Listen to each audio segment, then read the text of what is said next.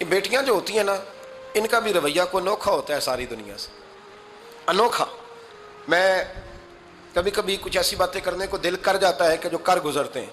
ایک صاحب مجھ سے ایک دن کہنے لگا، حضرت صاحب بڑی مشکل میں ہوں اور اتنا کٹھن وقت آ گیا کہ کوئی حال ہی نہیں۔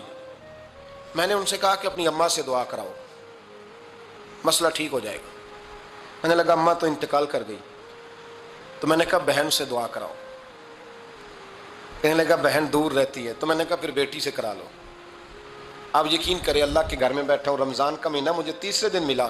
کہنے لگا حضرت صاحب الحمدللہ اللہ نے میری مشکل آسان کر دی۔ کہنے لگا یہ نسخہ آپ نے بڑا عجیب بتایا، پیر تو اس قسم کی باتیں نہیں نہ بتاتے، پیروں نے تو آپ کو پتا ہے دعائیں قید کر کے رکھی، صرف ہماری قبول ہونی ہے۔ کہنے لگے آپ ان کا میرے ساتھ ارادت کا رشتہ ہے۔ کہنے لگے آپ کس طرح کے پیر ہیں کہ آپ نے مجھے پلٹ کے کہہ دیا کہ اماں سے، بہن سے، بیٹی سے؟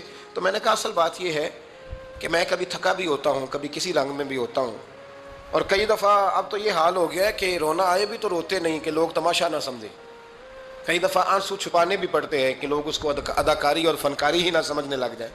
تو میں نے کہا یہ جو بیٹی ہوتی ہے نا، یہ جو بہن ہوتی ہے، یہ جو ماں ہوتی ہے، اس کو اشارتاً بھی آپ کان میں کہہ دینا مشکل میں ہوں تو یہ رات کو رو رو کے مصلی بھگو دیتی، یہ رو رو کے دعا مانگتی ہے بیٹے کے لیے، بھائی کے لیے، باپ کے لیے۔ اس کا رنگ ہر بیٹی پیار کرتی ہے، اور یقین کریں کہ کلیجہ ٹھنڈا ہو جاتا ہے جب بیٹیاں چھاتی پہ لیٹتی ہیں، تو لطف آتا ہے کہ اللہ کریم نے اس ننھی سی کلی میں کیا ٹھنڈک رکھی ہے کہ سارے دل کا جو ہے بوجھ اس نے ہلکا کر دیا۔ تو بتائیے پھر میرے نبی پاک کی شہزادی کی حضور سے محبت کتنی ہوگی۔